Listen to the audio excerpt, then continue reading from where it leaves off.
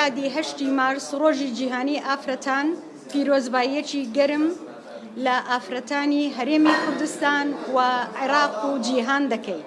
هیواخوازین هەموو لایەک بەیەکەوە کار بکەین بۆ ئەوەی بگەین بە هزری مرۆڤ سالاری و یەکساری جەندەری لەسەر بنەمای دادپەروەری جوانی پارتە سیاسیەکانی هەرێمی کوردستان بوو کە بەڕێزیان ئەوڕۆ هاتوون لۆ ئەوەی کۆمەڵێک داواکاری جەماوەری ئافرەتانی هەرێمی کوردستان داواکاری ئەو ژنانەی کەوا بەڕاستی بەرەنگاربی توندوتیژی دەبنەوە ئەو ئافرەتانەی کەوا دەرفەتیان هەیە بەڵام دەرفەتی وەکو خۆیان پێنادرێت جگەل لەوەی کە بە هەموو لایەک پێکەوە داواکاریەکانیان ئاراستەی ئێمە کردیە بە خۆشحاڵی داواکاریەکانی ئەو تۆڕە بەڕێزە کە هاتن هەمان ئەو داواکاریانە زۆریش لێک نێزیک بوون لەگەڵ یاداشتی لێژنەی داکۆکیکردن لە مافی ئافرەت. هەردوو لامان باسمان لەلایەنە ئیجابیەکانی هەرێمی کوردستان کرد چ لەلایەنی تەشریعی چ لەلایەنی جێبەجێکاری وەکو حکوومەت وەکو دەسەڵاتە جیاکانی هەرێمی کوردستان هەمومان دەزانین ڕۆڵی ئافرەت پێشکەوتنی بەرچاوی بەخۆی وەدیوە بەڵام خواستی ئێمەی ئافرەتانی هەرێمی کوردستان زۆر گرینگە لامان کەوا ئەو ئاستە بەرز بێتەوە هۆشیاری هزری مرۆڤ سالاری لەناو کۆمەلگا زیاتر بچەسپێ ڕۆڵی زیاتر بە ئافرەتانی هەرێمی کوردستان بدرێ و لە ڕێی یاساکانەوە ئەو یاسایانەی کە نەفەسی جەندەری تێدایە یان هەموار بکرێنەوە یان یاسای نوێیان لۆ دروست بکرێ.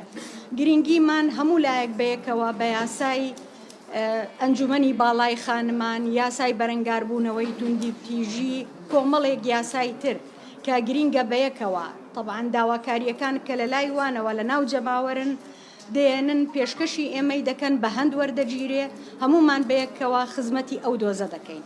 بۆیە هەر بەو بۆنەیەشەوە سەردانی دەستەی سەرۆکایەتی پەرلەمانیان کرد لەوێش پێشوازیەکی گەرمیان لێکرا و پاڵپشتی دەستەی سەرۆکایەتی پەرلەمان و لێژنەی داکۆکیکردن لە مافی ئافرەت و لێژنەکانی پەرلەمانیان لۆ دووپات کرایەوە. دووبارە بە خێراتنیان دەکەین و ئێستاش دەرفەت بە خات و دکتۆرە ڤیان سلێمان دەدەین بە نوێنەرایەتی تۆڕی ڕێکخراوەکانی ئافرەتانی پارتە سیاسیەکانی هەرێمی کوردستان قسەی خۆیان بکەن. زۆر سوپاس. ئەو کاتتان باش سەرەتا سوپاسی ئەو پێشوازیە گەرمیای لژنەی داکۆکیکردن لە مافی ئافرەت و سەرۆکایەتی پەرلەمانی کوردستان دەکەین کە زۆر بە سنگێکی فراوانەوە و زۆر پێشوازیەکی گەرمیان لە تۆڕی ڕێکخراوەکانی ئافرەتانی کوردستان کرد. ڕۆژی 8 مارس لە تەواوی ئافرەتانی کوردستان پیرۆز بێت. ئەم ڕۆژە یادکردنەوە و بەبیرهێنانەوەی خواستەکانی ئافرەتانە لە هەموو جیهاندا. لێرەشدا ئێمە وەکو تۆڕی ڕێکخراوەکانی ئافرەتانی کوردستان بە پێویستمان زانی لەم ڕۆژەیەدا گەیەنەری خواست و داواکاریەکانی ئافرەتانی کوردستان بین. ئێمە دەستکەوتەکانی ئافرەتانی کوردستان لە چاو قەبارەی مرۆیی وزە و توانای ئافرەتان نین. پێشکەوتنێکی زۆر باش و بەخۆمانەوە بینیوە تا ڕادەیەک بەشداری هەیە کۆمەڵی هەنگاوی زۆر باش نراوە بەڵام لە ئاست خواستی ئافرەتەکانی کوردستان بە شێوەیەکی گشتی نین. هەر لەم ڕۆژەیەدا لە یادی ڕاپەڕیندا وەکو ئافرەتانی کوردستان دیسان سەری ڕێز و نەوازش دەنوێنین بۆ تەواوی ئەو ئافرەتانەی کە لە ڕێگەی بزابی ڕزگاری خوازی کوردستاندا گیانیان بەخشی کە یادی شەهیدی ڕاپەڕین ئافرەتی ڕاپەڕین لە ئێمانەوە نێزیکە خەجەباوە.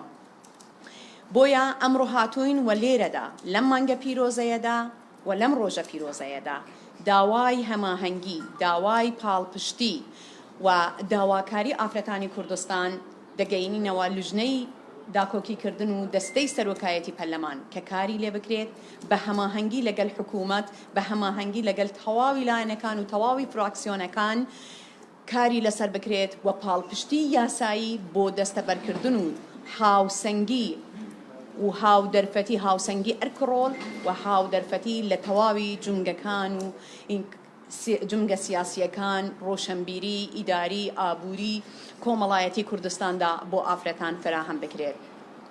لە سەروی هەمویانەوە ئێمە زۆر دڵخۆشین بە هەندێک هەنگاو کە لە حکوومەت دانراوە کە خۆیان لە کۆمەڵێک لە تعدیلکردنی هەندێک یاسا دەبێنێتەوە وەکو یاسای باری کەسێتی هەمواری باری کەسێتی یاسای ژمارە 15 ساڵی 2008 و یاسای ژمارە 8 ساڵی 2011 یاسای بەرەنگاربوونەوەی توندوتیژی. بەڵام هەمومان دەزانین کە ئەم هەردوو یاسایە کۆمەڵێک خاڵی تێدا هەیە کە پێویستی بە دووبارە هەموارکردنەوە ببینێتەوە. بۆیە ئەوانە لە داواکاریەکانی ئافرەتانی کوردستانن. هەروەها ئەو یەکانەی کە لە ناو حکوومەتدا بۆ پرسی ئافرەت دەستنیشاندراون کە خۆی لە ئەنجومەنی کاروباری خانمان دەبینێتەوە و ئەو پردی پەیوەندی لە نێوان تێوەری ڕێکخراوەکانی ئافرەتانی کوردستان و دەستگای جێبەجێکاری هەرێمی کوردستانە کە حکوومەتە. بۆیە داوا دەکەین بە زووترین کات یاسای ئەنجومەنی کاروباری خانمان دەربچوێنرێت بۆ ئەوەی کە ئەو لە ڕێگەی نەمانی ئەو کەڵێنە یاساییە ئێمە بە ئاسانتر و بە شێوەیەکی باشتر بتوانین وەکو تیمێک کار لەسەر پرسی ئافرەت و بەرەو پێشبردننی پرسی ئافرەت لە هەرێمی کوردستاندا بکەین. لایەکی دیکەوە لە ناو بە خۆشحاڵیەوە لە ناو وەزارەتەکان یاسای دامەزراندنی یەکەی یەکسانی جێندەری هەیە، بەڵام دەزانین لە کۆی وەزارەتەکان تەنها 9 وەزارەت یەکەی یەکسانی جێندەریان هەیە کە لە هەندێک وەزارەت کارایە و ڕاستەوخۆ بە نووسنگەی وەزیرەوە گرێدراوە، بەڵام لە هەندێک وەزارەتدا کارانیە و وەکو فەرمانگە و بەڕێوەبەرایەتێک تعاملی لەگەڵا دەکرێت. بۆیە ئەمڕۆ ئەوە یەکێک لە داواکاریەکانی ئێمە بوو بۆ ئەوەی کە ئەو یەکانەیە یەک بخرێن و لە ڕێگەی ڕێکخستن و ئیتر ڕێکارە یاساییەکانی کە پێویستە لەم بوارەیەدا بۆ ئەوەی کە پرسی ئافرەت لە ناو ئۆرگانی حکوومەشدا جێگەی خۆی بگرێتەوە. هەروەها بە حەقیقەت داوامان لە لیژنەی داکۆکیکردن لە مافیەکانی ئافرەتان کرد کە هەر یاسایەک کە بۆنی جیاوازی جێندەری تێدا دێت لە ناو یاساکانی هەرێمی کوردستاندا لەسەری ڕابوەستن و جارێکی دیکە ئەو هاوسەنگیەی کە پێویستە و ئەو مرۆڤ سالاریە ئەو سیستەمە سیاسی کۆمەڵایەتیەی کە حکوومەتی کوردستان دەسەڵاتی سیاسی و سەرکردایەتی سیاسی هەرێمی کوردستان داوای دەکات کە سیستەمی مرۆڤ سالاریە تێدا جێگیر بکرێتەوە. خاڵێکی دیکەی زۆر گرنگ یاسای کارە، یاسا ئەو هەموارکردنانەیە کە دەبێت لە یاسای کاردا ئەنجام بدرێت بۆ ئەوەی کە زەمینە سازیەکی باش بکرێت بۆ بەشداریەکی کارای ئافرەتان بە تایبەتی کە لەم قۆناغەیەدا بەرەو ئەو ئاستەیە دەڕۆین کە لە کەرتی تایبەتدا ڕێژەی ئافرەت زیاد ببێ.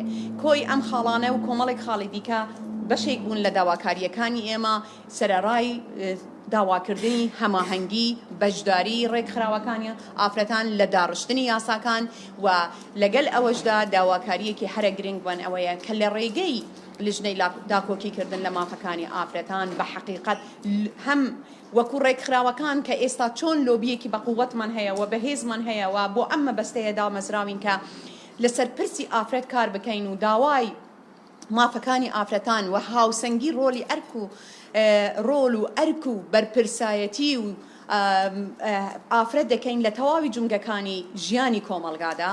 بە هەمان شێوەش لە ناو پەرلەمانی کوردستان هەموو ئافرەتان لەسەر ڕێژەی کۆتا هاتوون، 30% پەرلەمان ئافرەتە. داوایان دەکەین کە لەسەر پرسی ئافرەت و لەسەر جێبەجێکردنی یەکسانی و پاڵپشتی زیاتر بۆ ئافرەتانی کوردستان لۆبیەکی ئافرەتان و ژنان پێک بهێنن و پشتگیر بن لە داواڕەوەکانی ئێمە و لە پەیوەندیەکی بەردەوامدا بن. زۆر سپاسی ئێوەی ئازیزیش دەکەین کە لێرە ئامادە بوون بۆ ئەوەی کە پەیامەکانمان بگەینن. زۆر سپاسان دەکەین. دووبارە سپاس بۆ ئێوەش. هەر بەس یەک سەرنج بڵێم